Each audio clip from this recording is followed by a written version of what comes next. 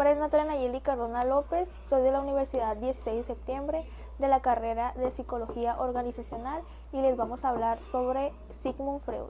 Freud fue el padre del psicoanálisis. Nació en Freiburg de padres judíos. Se trasladó a vivir a Viena, donde ahí estudió medicina, especializándose en la neuropatología, especialmente en la parálisis infantil. Hola, mi nombre es Kenia Flores, soy del grupo 301 de la carrera de Psicología Organizacional y yo voy a hablar sobre las obras más importantes. Bueno, Freud era considerado como el padre del psicoanálisis y una de las obras más importantes que se lleva a cabo hasta el día de hoy es la interpretación de los sueños. Esta era una de las más reconocidas prácticas, ya que es algo que todos tenemos en cuenta, que es cuando el paciente se recuesta sobre un diván y sin tener contacto visual con el psicoanalista, él empieza a exponer todas aquellas experiencias y los sentimientos cuya represión interna les causa algún malestar. El psicoanalista debe sentarse a escuchar y no tener ningún juicio de valor ante esta plática, pero sí tomando en cuenta que se le deben hacer preguntas para tener una mayor información sobre los problemas del paciente y así llegar a algún objetivo, a la raíz y el origen de sus problemas. En 1905 se publicaron 3 contribuciones más a la teoría sexual, que esta es la segunda obra más importante de Freud. Ese fue el cambio para una nueva disciplina y una nueva manera de entender la mente humana. Mi nombre es Gustavo, yo les hablaré un poco sobre el psicoanálisis. El psicoanálisis surgió luego 10 años trabajando en la neurosis, conocida como la histeria. Freud utilizaba la hipnosis y el método catártico para las terapias mentales. Renovó sus técnicas entre 1985 y 1900. Su nuevo método consistía en que un paciente se sentara en un diván para que le contara todas sus emociones, pensamientos, recuerdos y ideas, tal como él las recordara, sin ningún filtro, sin ninguna censura. Para esto, lo que hacía Freud era que revelara todas sus emociones y así él podría explorar la mente y él podía revelar sus emociones. Este fue uno de los métodos que utilizó Freud. Tiempo después ya entró lo que es la psiquiatría, que vendría siendo o cabe que dentro del psicoanálisis, y la hipnosis lo usó un poco antes que renovara sus nuevas técnicas. Ese fue una de las primeras técnicas que utilizó Freud, que fue la hipnosis y el método catártico. Y así es como él daba sus terapias mentales, y ya después fue renovando sus técnicas, que ya entró que un paciente se sentara en un diván y le contara todas sus emociones, pensamientos y recuerdos, y de esta manera él exploraba la mente de los pacientes y revelaba sus pensamientos y emociones. Bueno, ahora les hablaré del yo y el super yo. Según la teoría de la personalidad en psicológica, psicológica. La realidad psicológica freudiana empieza con el mundo lleno de objetos. Entre ellos hay uno especial, que sería el cuerpo. Es tanto como actúa para sobrevivir y reproducirse, y pues para esto está guiado a estos fines por sus necesidades. Abre de ser evitación del dolor, el sexo y pues la sed. Esas son las necesidades del cuerpo que necesitamos nosotros para la supervivencia. El yo y el superyo se va desarrollando desde pequeño. Un ejemplo, el niño aprende a enfrentarse al mundo real. El niño con el paso del tiempo va creando todo esto y se va reproduciendo y va actuando a lo que es la supervivencia, y pues va poniendo sus necesidades a la realidad. El yo se maneja al principio de la realidad, como le dije ahorita, busca la satisfacción del ello, pero de modo realista, lo que le dará placer a más largo plazo y evitará el dolor y destrucción.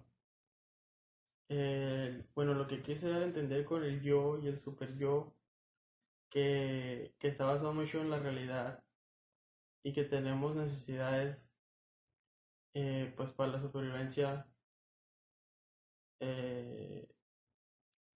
como nos dije ahorita, pues que fue la sed, el sexo y evitar el dolor. Y pues nos vamos reproduciendo y adaptando o guiando a estos fines. El yo debe de lidiar con las exigencias de la mejor manera posible.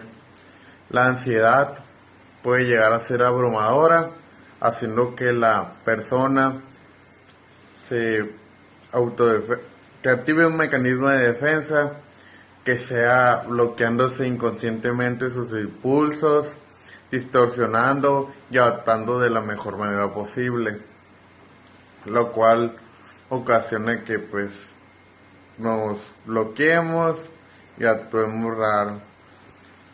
Freud hablaba sobre este tema, que era un mecanismo de defensa.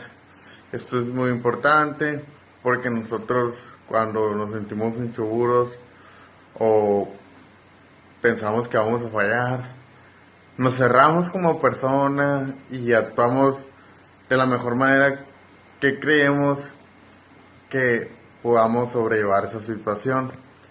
Actuamos de una manera inconsciente, el cual nosotros no tenemos control en nada sobre cierta situación.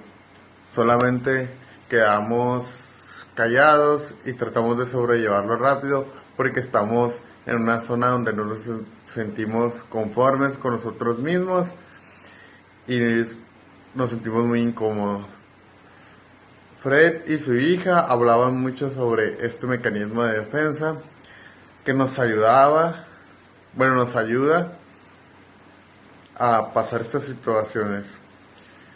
Es muy importante todo esto porque no siempre vamos a estar cómodos con nosotros mismos cuando estamos con un grupo de personas.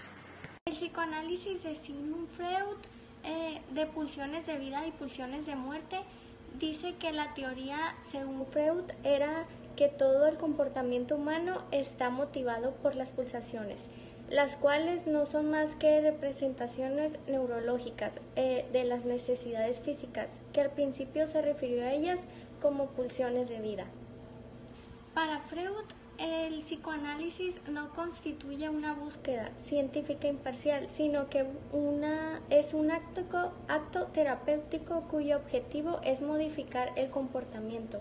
La teoría psicoanalítica basa su información en tres fuentes: la observación directa, los recursos infantiles y las interpretaciones. Hola, mi nombre es Ashley y les hablaré sobre lo que decía Freud a través de psicosexual. Para Freud, la sexualidad humana a través de es uno de los principales vertientes que decía que a través del paso era de lo de la energía vital, que consiste en el sentido de que también es un movimiento a través del comportamiento humano, ya sea en el sentido como hoy en día. A veces nosotros los adultos no nos damos cuenta en el sentido en cómo lastimamos, por ejemplo, a nuestros hijos o cómo los hacemos sentir. Entonces, a lo que me refiero es que hay gente que es desconocida, que no tiene el corazón, el decir como que ¿por qué estoy haciendo esto cuando no debo? Por ejemplo, como en esta situación que hay mucho, en esta parte de México hay muchas violaciones sobre todas esas cosas, en el sentido de que no se toman el valor de decir que están haciendo mal. Entonces Freud va desarrollando todas esas cosas como a través en la época que vivía él, era una de las situaciones, pues me imagino yo a lo que me referí, que es lo que más eran más dañina a como hoy se va reflejando. Entonces, para Freud era una energía muy, creo que muy potente. Entonces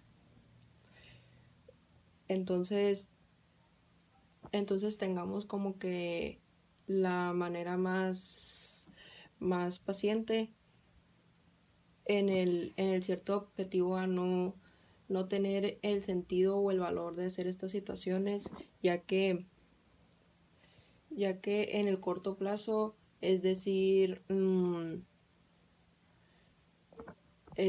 que no hay que poner en peligro esta situación, ya que hay muchas mujeres en que nos ponen en una situación muy difícil o nos dañan emocionalmente, tanto mental, y pues entonces al entorno de todo eso, creo que mi opinión sobre eso, creo que no deberíamos de ser personas tan muy vulnerables al decir todo eso, al hacer estas acciones, en el sentido de en el cual vivimos, en el cual tengamos una comunidad así. Entonces, de ahí la energía también vital pues se atraviesa a través de la energía vital, y pues ya que Freud estaba muy presente en esas situaciones con lo que me estoy refiriendo al psicosexual y todo eso. Entonces creo que en mi opinión deberíamos de tomar conciencia a las acciones que estamos haciendo. Les voy a hablar sobre el complejo Edipo. El complejo Edipo se describe de manera en que el hijo ama a la madre pero odia al padre. Esto se debe a que el hijo piensa que su padre es un competidor por el amor de su madre. El niño interpreta este enojo por medio de berrinches, de malas actitudes con el padre y por enojos cuando se encuentra con Freud sugiere que mientras el ello quiere eliminar a su padre, el ego sabe que el padre es más fuerte. Entonces el niño experimenta lo que se llama ansiedad de castración, que es el miedo a la emasculación.